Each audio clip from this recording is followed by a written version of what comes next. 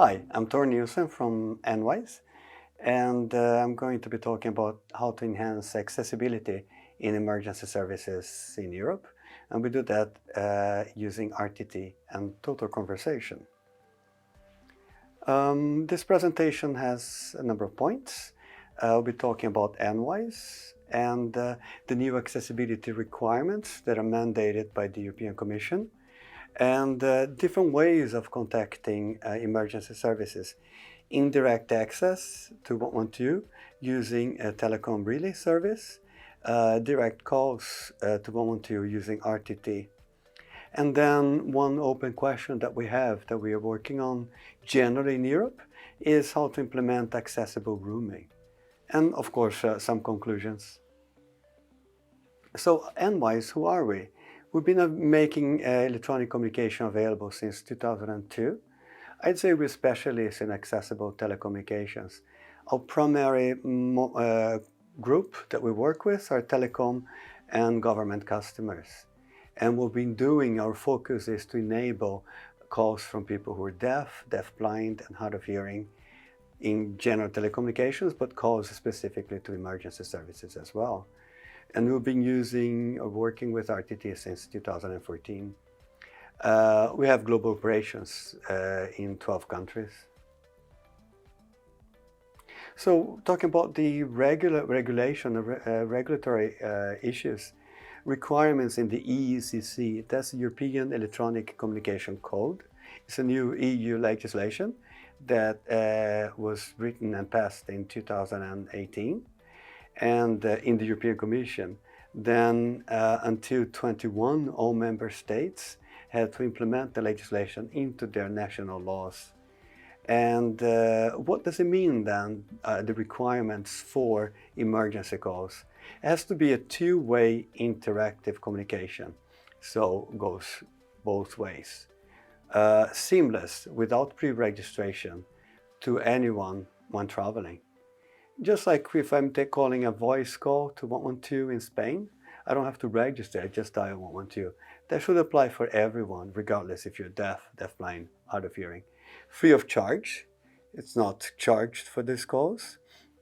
And very important, routed without delay to the most appropriate PSAP. PSAP are the call centers in emergency services that receive an emergency call.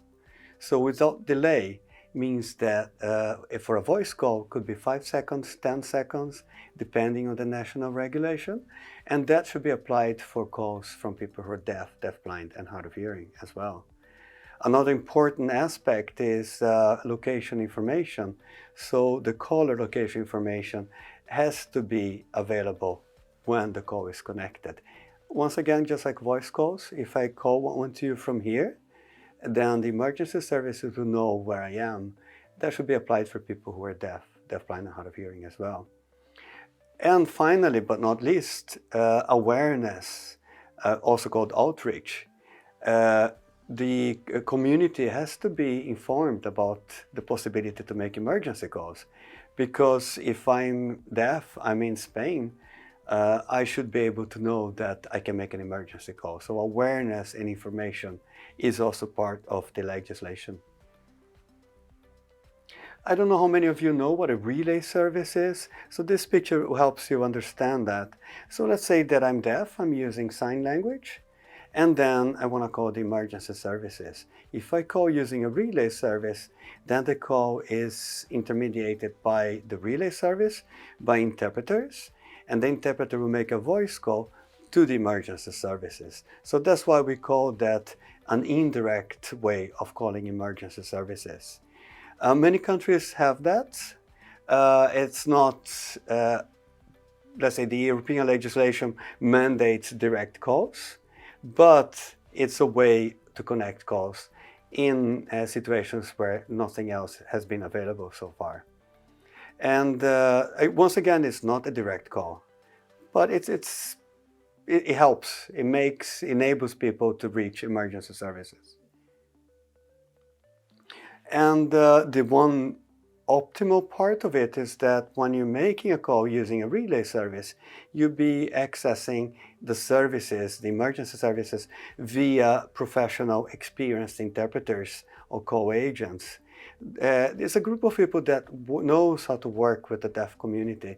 We have to remember that if I'm deaf and I use sign language, in my situation, Swedish, because I'm in Sweden, Swedish is not my first language, it's sign language.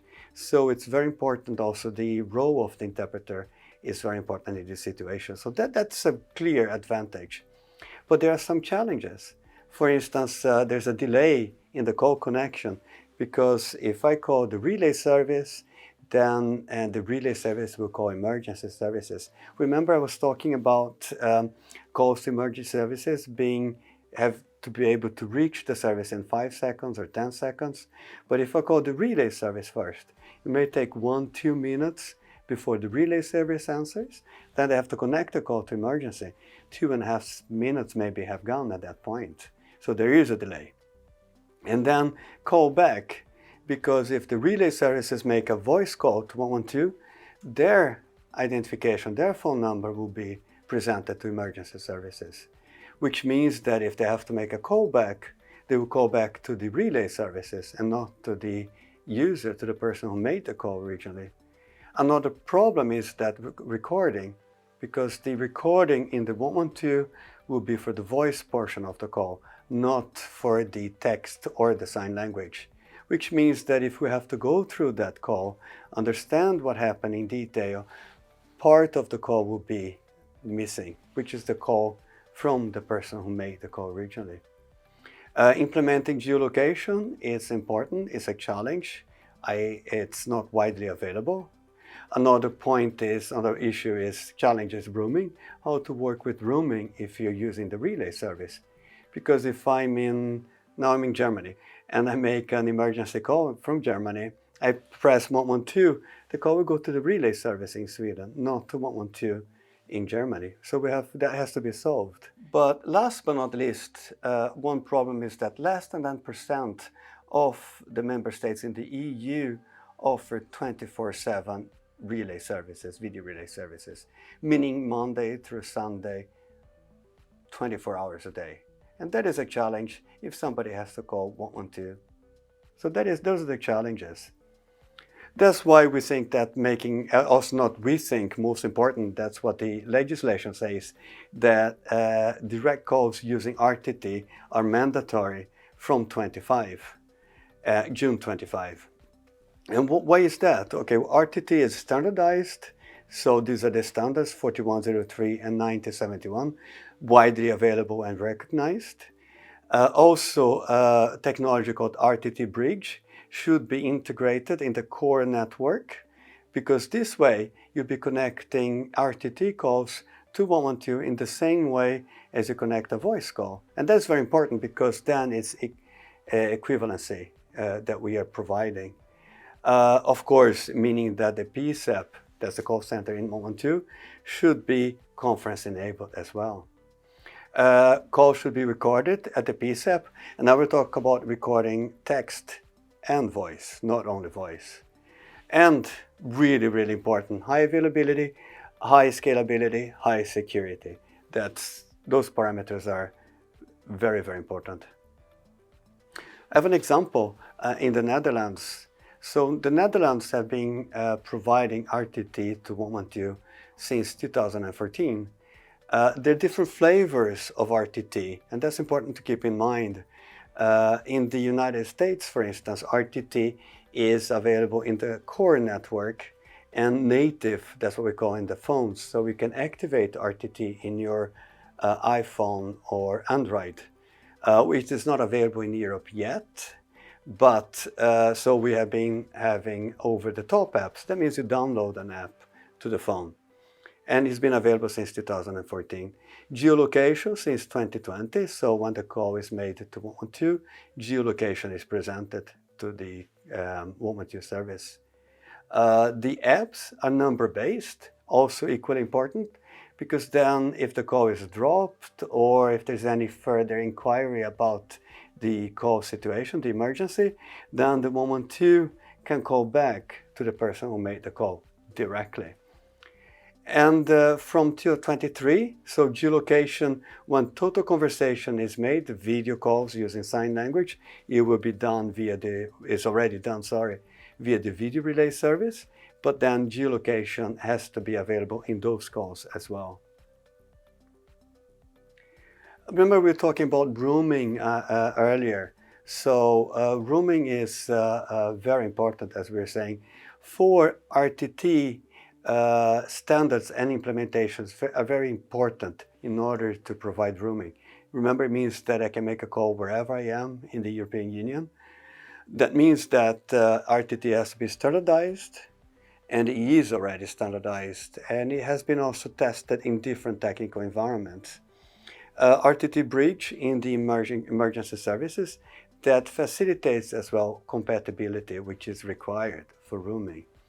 And the conference, RTT conference, guarantees accessibility in transfer consultation. For instance, if I make a call to 112, maybe it's what we call the primary, the first respondent, and then I say it's a fire, I need the police, then another service, another person is connected to the call, and that means that I need a conference, so that voice and text is available.